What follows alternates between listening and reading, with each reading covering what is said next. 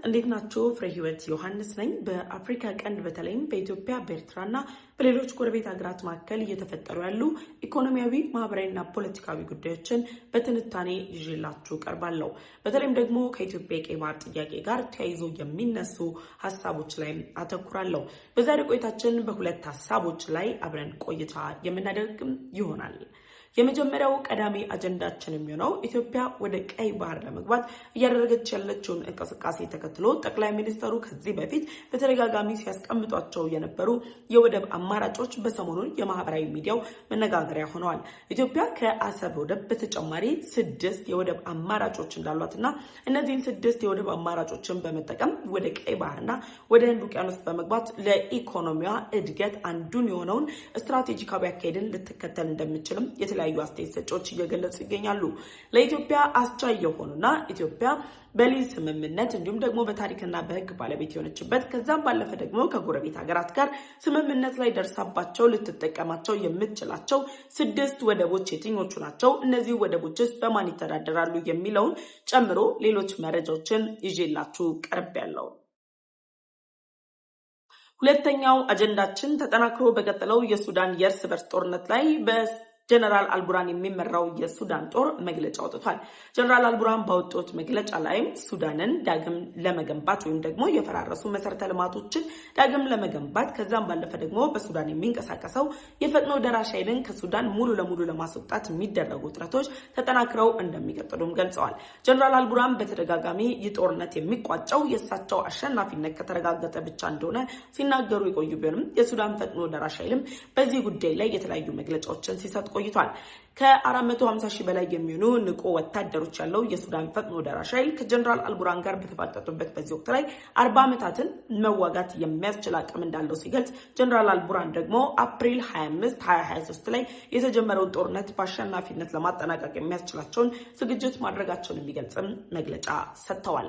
አሁን ላይ የሱዳን የእርስ በርስ ጦርነትና የቀጠናው አጠቃላይ ሁኔታን በተመለከተም መረጃዎችን ይዤላችሁ ቀርቤያለሁ። ለዩቲዩብ ቻናል አዲስ ከሆናችሁ የደወል ምልክቷን ተጭናችሁ ቻናሌን ሰብስክራይብ በማድረግ ቤተሰብ እንድትሆኑ ጋበዝኳችሁ።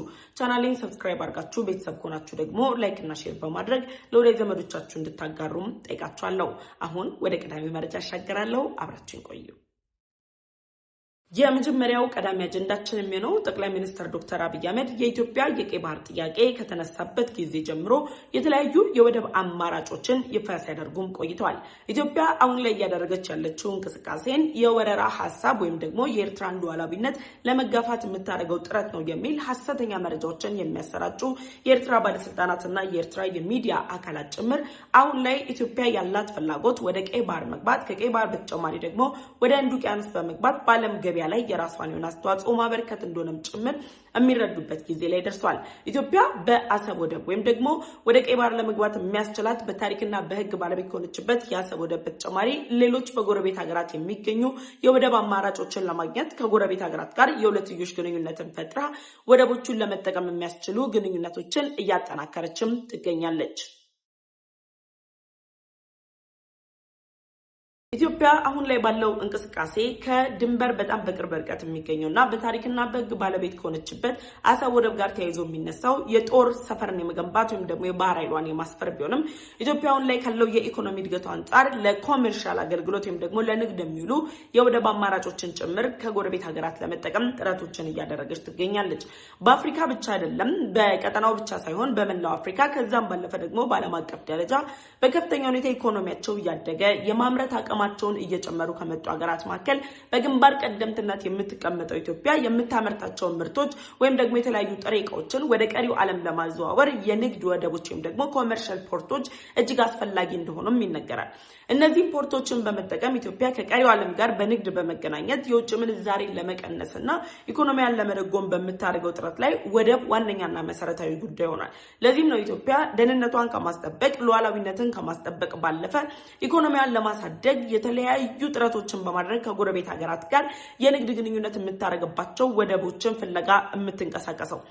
የኤርትራ መንግስት ባለስልጣናትና የኤርትራ ሚዲያዎች ኢትዮጵያ እያደረገች ያለችው እንቅስቃሴ ኦፊሻል የሆነ ወረራ ወይም ደግሞ የኤርትራን ሉዓላዊነት የሚቃወምና ኤርትራ ላይ ዳግም ኤርትራን ለመጠቅለል የሚደረግ አጀንዳ ኢትዮጵያ የፈጠረችው ነው በማለት በኢትዮጵያ ላይ ሐሰተኛ የስም ማጥፋት ዘመቻዎችን ቢከፍቱም ኢትዮጵያ ግን አሁን ላይ ባለው ሁኔታ እያደረገች ያለችው እንቅስቃሴ ካላት የኢኮኖሚ እድገት ጋር ተያይዞ መሆኑን በይፋ ያስመሰከረችበት ነው። በዚህም ደግሞ የሀያላን ሀገራትን ድጋፍ ከዛም በተጨማሪ ደግሞ የጎረቤት ሀገራትን ድጋፍ አግኝታለች። የጎረቤት ሀገራት ድጋፍ ከምንላቸው መካከል እነ ደቡብ ሱዳን፣ ኬንያ፣ ጅቡቲ፣ ሌሎች ሀገራት ጭምር ለኢትዮጵያ ወደቦቻቸውን በጋራ ለመጠቀም የሰጡት ፍላጎት ወይም ደግሞ እያሳዩት ያለው የሁለትዮሽ እንቅስቃሴ ማሳያ ነው። ኢትዮጵያ አሁን ላይ ባለው ለኮመርሻል ፐርፐዝ ወይም ደግሞ ለንግድ አገልግሎት ልትጠቀምባቸው ትችላለች ተብሎ የሚገመቱ ወደቦችና የኢትዮጵያ መንግስት አሁን ላይ እያደረጋቸው ያሉ እንቅስቃሴዎች ከካርጎ ጋር ከሌሎች ጋር ተያይዞም ደግሞ የኢትዮጵያ የወደብ አገልግሎቶችን ተቋማት ጭምር እያሳዩ ያሉ መሻሻሎች እየመጡ ያሉ ለውጦች በጎረቤት ሀገራት የሚገኙ የወደብ አገልግሎቶች ላይ መሰረት ያደረጉ ናቸው። ለምሳሌ በቀዳሚነት ኢትዮጵያ በአንደኛ ደረጃነት የምታስቀምጠው ለረጅም ጊዜያት ስትጠቀመው የቆየችው የጅቡቲን የታጁራና የዶራሌ ወደብ ነው። በጅቡቲ የሚገኙት ታጁራና ዶራሌ ወደብ ኢትዮጵያ ከጅቡቲ መንግስት ጋር በፈጠረችው ሁለትዮሽ ግንኙነት 95% የሚሆነው የኢትዮጵያ ገቢ ወጪ ንግድ እንቅስቃሴ በእነዚህ ወደቦች አማካኝነት ይካሄዳል። የእነዚህ ወደቦችን ኢትዮጵያ መጠቀሟ በሁለቱ ሀገራት መካከል የባቡር ግንኙነቶች እንዲኖሩ፣ ሌሎች ደግሞ እጅግ ዘመናዊ የሆኑ ቴክኖሎጂ ያላቸው አዳዲስ እንቅስቃሴዎች ተደርገው የጅቡቲንም ሆነ የኢትዮጵያን ኢኮኖሚ ለማልማት የሚያስችሉ እርምጃዎች የተወሰደባቸው ናቸው። ጅቡቲ ከዚህ ቀደም አስቀድማ እንደገለጸችው ኢትዮጵያ 95% የሚሆነው የወደብ አገልግሎቷን በጅቡቲ የምትጠቀም ሆኖ ከራስ ገዟ ሶማሊላንድ ጋር የበርበራ ወደብ ላይ ስምምነት ላይ ስትደርስ ጅቡቲ የተቃወመችው የጅቡቲ አብዛኛው ኢኮኖሚ የሚመሰረተው የኢትዮጵያ የወደብ እንቅስቃሴ ወይም ደግሞ ኢትዮጵያ በታጁራና በዶራሌ ወደብ ላይ የምታረገውን የወደብ ኪራይ ኦር ደግሞ እነዚህ ሁለት ወደቦች ተጠቅማ ኢትዮጵያ ወደ ሀገር ውስጥ የምታስገባቸው የተለያዩ ምርቶች የምታስወጣቸው የተለያዩ ምርቶች ናቸው። በጣም አስገራሚው ነገር ኢትዮጵያ ኢቭን የቀንድ ከብቶቿን የስጋ ምርቶቿን ጭምር በጅቡቲ ወደቦች አማካኝነት አስወጥታ በምትልክበት ጊዜ ላይ ሜድ ኢን ኢትዮጵያ የሚል ሳይሆን በጅቡቲ ወደቦች ላይ ካላት ጥገኝነት አንጻር በጅቡቲ ስም ሁሉ እየወጡ ለገበያ የሚቀርቡበት ሁኔታ ነው ያለው። ስለዚህ አሁን ላይ ባለው ሁኔታ ኢትዮጵያ ከጅቡቲ ጋር ያላትን የሁለትዮሽ ግንኙነት በማጠናከር ኢቭን አሰብ ወደብን እንኳን በእጇ ብታስገባና የምናስመልስበት ጊዜ ላይ ብንደርስ እንኳን በጅቡቲ ወደብ በታጁራና በዶራሌ ፖርቶች ላይ ያለን የኢኮኖሚ እንቅስቃሴ ያለን የገቢ ወጪ ንግድ እንቅስቃሴ የማይቋረጥ ነው። ምክንያቱም ሀገሪቱ ያላት አሁናዊ ሁኔታ ደግሞ ወደ ቀሪው ዓለም ለመገናኘት ከቀሪው ዓለም ወደኛ ለመገናኘት አንድ ወደብ ብቻ ሳይሆን የሚያስፈልጋት በኮመርሻል የሁለትዮሽ ትስስር ውስጥ ተጨማሪ 2 እና 3 ከዛም በላይ የሆኑ ወደቦች ያስፈልጓታል። ለዚህ ደግሞ ሀገሪቱን እየመራ የሚገኘው ብልጽግና ፓርቲ ወይም ደግሞ ሀገሪቱን እያስተዳደረ ያለው መንግስት ፍላጎት ብቻ ሳይሆን በሰባተኛው ሀገራዊ ምርጫ ላይ የሚሳተፉ እንደ ነጻነት ለእኩልነት አይነት ፓርቲዎች እንደ ኢዜማ አይነት ፓርቲዎች ጭምር ኢትዮጵያ አንድ ብቻ ሳይሆን ሌሎች 5 ወደቦችም ጭምር እንደሚያስፈልጓት ይገልጻሉ። አሁን ላይ ባለው ሁኔታ የፖለቲካ ምህዳር ውስጥ ከገዢው መንግስት ጋር ፉክክር ውስጥ ያሉ እነዚህ የፖለቲካ ፓርቲዎች ለኢትዮጵያ ወደብ አስፈላጊነትን መረዳታቸውም ደግሞ ኢትዮጵያ ከአንድ ወደብ በተጨማሪ ሌሎች ወደቦች ያስፈልጓታል የሚሉ ድምዳሜዎች ላይ መድረሳቸው የኢትዮጵያን እና የወደብን ጉዳይ እጅግ አሳሳቢ እንዲሆን አድርጎታል። ኢትዮጵያ ወደብ ያስፈልጋታል የሚለው የጋራ መግባባት ላይም እንድንደርስ ያስቻለን ጉዳይ ነው። ለዚህም ነው የጅቡቲው ታጁራና ዶራሌ ወደብ ኢትዮጵያ ለኮመርሻል አገልግሎት በቀዳሚነት ልትጠቀመው የምትችለው ወደብ ነው። ከጅቡቲ ጋር የኢትዮጵያን ኢንቨስትመንት ሆልዲንግ እየደረሰባቸው ያሉ መግባባቶች፣ ኢትዮጵያን ኢንቨስትመንት ሆልዲንግ እያቀረበ ያለው ጥያቄ፣ በሁለቱ ሀገራት መካከል እየተፈጠሩ ያሉ የሁለትዮሽ የልማት ትስስሮች ጭምር ኢትዮጵያ ታጁራና ዶራሌ ወደብን አሁንም ወደፊትም ለመጠቀም ያላትን ዝግጁነትና በሁለቱ ሀገራት መካከል ያለውን ግንኙነት አጠናክሮ ከቀይ ባህር ላይ በአንድ የወደብ አማራጭ ብቻ ሳይሆን በሌሎች የወደብ አማራጮች ጭምር መገናኘት እንደሚያስፈልግ የሚያሳየው። ሁለተኛው ደግሞ የኤርትራው የምጽዋ ወደብ ነው። ኢትዮጵያ ከአሰብ ወደብ ላይ የታሪክና የሕግ ባለቤት ከመሆኗ በተጨማሪ ያው ምጽዋ መኛ እንደነበረ እንደሚታወቀው፣ ምክንያቱም ኤርትራ የኢትዮጵያ ግዛት አካል ነበረች። 35ኛ ዓመት የነጻነት በዓላቸውን እያከበሩ ነው ያሉት። እንዴት እንደቆጠሩት ባይገባንም 35 ላይ ደርሰናል እያሉ ነው እነሱ።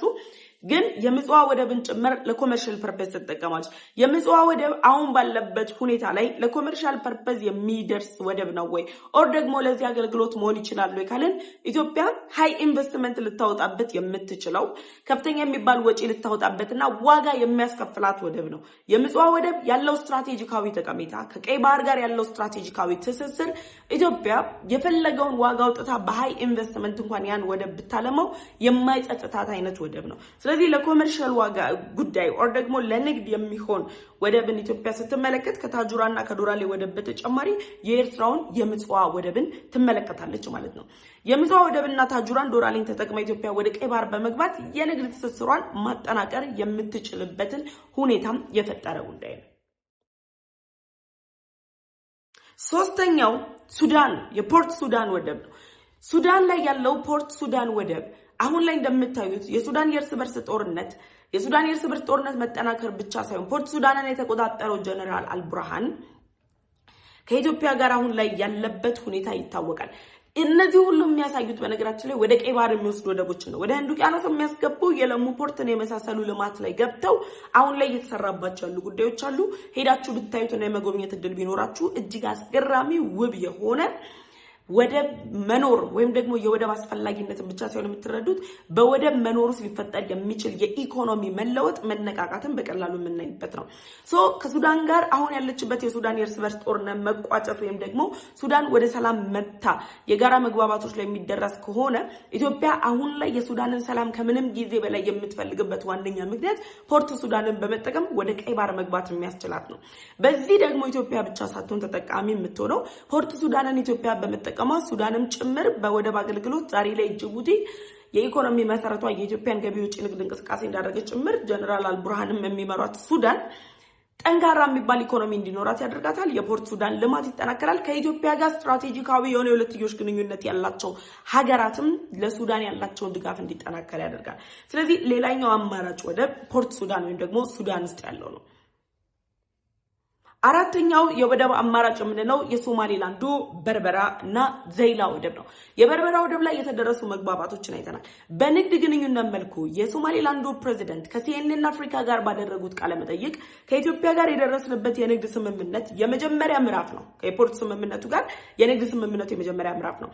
ተፈጻሚነቱን ማረጋገጥ ተጀምሯል። ሙሉ ለሙሉ ስምምነቱ ወደ ተግባር ተገብቷል ብለዋል። የበርበራ ወደብን በመጠቀም ኢትዮጵያ የተለያዩ ግብዓቶችን እያስገባች ነው። የዘይላ ወደብ ሌላኛው አማራጭ ኢትዮጵያ ከራስ ገዟ ሶማሊላንድ ልታገኘው የምትችለውና ወደ ቀይ ባህር የምትገባበትና ከቀይ ባህር የሚመጡ እንቅስቃሴዎችን የምታስተናግድበት አማራጭ ወደብ ነው የሚሆነው። ስለዚህ ኢትዮጵያ በሶማሊላንድ ላይ የበርበራ ወደብና የዘይላ ወደቦችን ጭምር በመጠቀም የገቢ ወጪ ንግድ እንቅስቃሴዋን በማድረግ ወደ ቀይ ባህር በመግባት ዓለም አቀፍ ተጽዕኖ መፍጠር የምትችልበትን እድል የምታገኝባቸው ወደቦች ናቸው።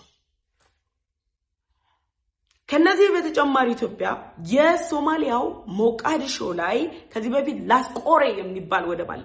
ላስቆሬ በጣም ስትራቴጂካዊ የሆነ ወደብ ነው። ሶማሊያ በተደጋጋሚ ለኢትዮጵያ ልትሰጣት ትችላለች ተብሎ የሚጠበቅ ወደብም ነው። በተደጋጋሚ ብለዋል ሐሰን ሼክ መሐመድ ኢትዮጵያ ለራስ ገዟ ሶማሊላንድ የሉዓላዊ ሀገርነቱ ቀናን የማትሰጥ ከሆነ የወደብ አገልግሎት ኢትዮጵያ በላስቆሬ በኩል በሶማሊያ እንድታገኝ ጥረቶችን እንደሚያደርጉ ገልጿል። የላስቆሬ ወደብ ስትራቴጂካዊነት ብቻ ሳይሆን በሶማሌው ፕሬዝዳንት ሐሰን ሼክ መሐመድ አሁናዊ የፖለቲካ ሁኔታ ላይ እየተናወጡ ባሉበት በዚህ ወቅት ላይ ተቃውሞ እያስተናገዱ ባሉበት በዚህ ወቅት ላይ በሀገራቸው ላይ የሽብር እንቅስቃሴ እያንዣበበ ባለበት በዚህ ወቅት ላይ ከኢትዮጵያ ጋር አጋር ሆኖ መቆም ኢትዮጵያ መደገፍ ምርጫ የሌለው ጉዳይ ነው።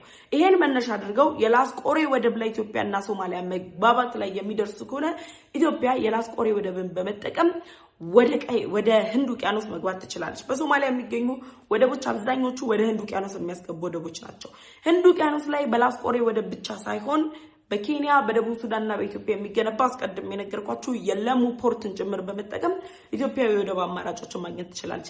እነዚህን ሁሉ የወደብ አማራጮችን ግን ኢትዮጵያ ማግኘት የምትችለውና አሁን ላይ ለማግኘት እየጣረች ያለችው ሰላማዊ ዲፕሎማሲያዊ በሆነ መንገድ በሁለቱ ሀገራት መካከል በሚደረሱ መግባባቶች ብቻ ነው። ለዚህም ነው ኢትዮጵያ የጦርነት ፍላጎት ሳይኖራት እንዳለ የወደቡ ባለቤቶች ተብለው የተጠቀሱት ሀገራት ከኢትዮጵያ በጦር አቅማቸው ያነሱ፣ በኢኮኖሚያቸው ያነሱ፣ በዲፕሎማሲ ጫናቸው ያነሱ፣ ደግሞ በፖለቲካ አካሄዳቸው የሚያነሱ ናቸው። በእርስ በርስ ግጭት የሚታመሱ፣ በፖለቲካ ውጥረት ውስጥ የሚገኙ ናቸው። ከነዚህ ሀገራት ጋር ኢትዮጵያ ወደ ግጭት የመግባት ወደ ጦርነት የመግባት እቅድ ሳይሆንላት በሰላማዊ መንገድ ዲፕሎማሲን በመምረጥ የሁሉንም ሀገራት ተጠቃሚነት አረጋግጣ ወደ ቀይ ባህርና ወደ ህንድ ውቅያኖስ የምትገባባቸውን አማራጮች የመፈለግ ጉዳይ ነው። እናንተ ከነዚህ ወደቦች ውስጥ የትኛው ለኢትዮጵያ ተመራጭ ይሆናል የምትሉትን በኮሜንት ሴክሽን አሳውቁኝ። ወደ ሁለተኛው አጀንዳም ተሻገርኩኝ። ሁለተኛው አጀንዳችን በርስ በርስ ጦርነት እየታመሰች በምትገኘው ሱዳን ላይ ጀነራል አልቡርሃን እንግዲህ መግለጫ አውጥተዋል። ጀነራል አልቡርሃን ባወጡት መግለጫ ላይ እንደገለጹት ከሆነ ሱዳን ባለፉት ዓመታት በጦርነቱ ምክንያት ከተማዎቿ ወድመዋል፣ የመሰረተ ልማት ውድመት አጋጥሟታል፣ ኪሳራ ላይ ወድቃለች።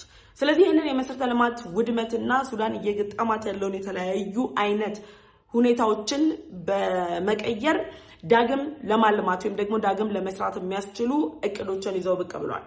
ዳግም ለማልማትና ዳግም ለማቀድ ብቻ ሳይሆን አፕሪል 2023 ላይ የተፈጠረውን ድጋሚ የጀመሩትን ያን እንቅስቃሴ የጦር እንቅስቃሴ የሱዳን ፈጥኖ ደራሽ ኃይልና ሌሎች የሱዳን ታጣቂዎችን የማጥፋት እንቅስቃሴያቸውን እንደማያቋርጡትና ይበልጥ አጠናክረው ቀጥለው የሱዳንን ነጻነት ለማምጣት ጥረቶችን እንደሚያደርጉ ነው እየገለጹ ያሉት።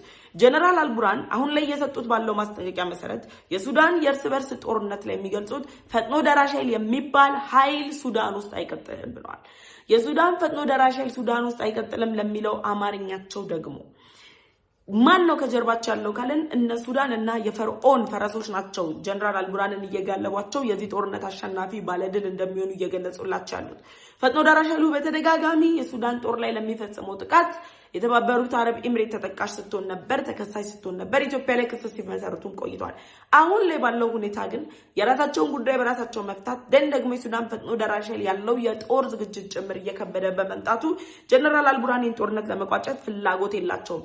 ከዛ በተጨማሪ በቅርቡ ባህሬን ላይ ምክክሮች ይደረጋሉ ወይም ደግሞ በሁለቱ ጀነራሎች መካከል ባህሬን ላይ እርቅ ይፈጸማል የሚሉ የሚድል ኢስት 24ን ጨምሮ ሌሎች ዓለም አቀፍ የሚዲያ ተቋማት ያጋሩትን መረጃ ጀነራሉ በፍጹም ምንም የምንፈጽመው እርቅ የለም፣ ምንም የምንደርስበት መግባባት የለም፣ እየተሰራጩ ያሉ ሐሰተኛ መረጃዎች ናቸው። የሱዳን ጦር አሁንም ቢሆን የሱዳን ፈጥኖ ደራሽ ኃይሉን ከሱዳን ካላስወጣ በስተቀር ጦርነት የሚቋጭበት ነገር የለም ብለዋል። ስለዚህ አሁንም ባለው ሁኔታ ጀነራል አልቡርሃን እና አሜሪካ እና ሳውዲ ሌሎች እና ኳታር ሁሉ የተለያዩ ሀገራት ይህን ጦርነት እንዲቋጭ እያቀረቡት ያለውን ጥያቄ ከመቋጨት ይልቅ እሳቸው በአሸናፊነት ለማጠናቀቅና የሱዳን ፈጥኖ ደራሽ ኃይልን ረትቸዋለሁ ለማለት ጥረቶችን እያደረጉ ነው ያሉት።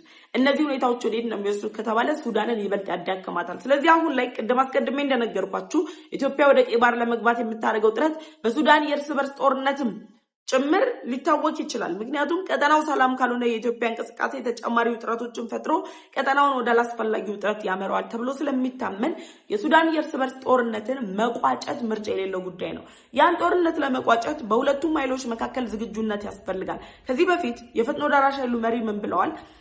ጦርነቱን መቋጨት እንቋጫለን የሚሉ መግለጫዎችን ማውጣት በጣም ቀላል ነው። ግን በሁለቱም ኃይሎች መካከል የሱዳን ኃይሎች መካከል የተኩስ አቁም ስምምነት መደረግ አለበት፣ ተኩስ መቆም አለበት ብለዋል። ስለዚህ ጀነራል አልቡርሃን ግጭቱን መቋጨት የሚፈልጉ ከሆነ የተኩስ አቁም ስምምነት ተፈርሞ ቁጭ ብሎ መነጋገር አለባቸው እንጂ ፈጥኖ ደራሽ ኃይሉን እናባራለን እናስወግዳለን የሚለው ነገራቸው ከራሳቸው አልፎ በቀጠናው ለሚገኙ ሀገራት ራስ ምታት፣ ለቀጠናው ሰላም ማጣት ምክንያት ሊሆን ይችላል። ስለዚህ ጀነራሉ እንግዲህ ጦርነቱን እናስቀጥላለን ብለዋል። ከዛ ደግሞ ሱዳንን መልሰን እንገነባታለን እያሉ ነው።